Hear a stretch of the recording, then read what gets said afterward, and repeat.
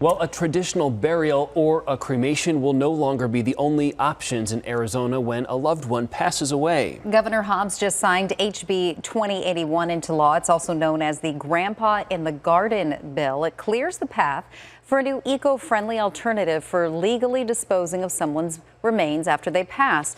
And the process is called human composting or natural organic reduction.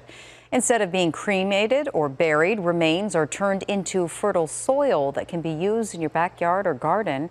The company Earth Funeral already provides the services in other states. The beauty of being gently transformed into soil versus being cremated is the process. It's a gentle, natural process versus a fire cremation process. It is better for the environment, which is important for an increasing number of people. The process runs around $5,000, significantly less than a traditional burial, which can run more than $12,000, but still more than cremation, which starts at about $1,000.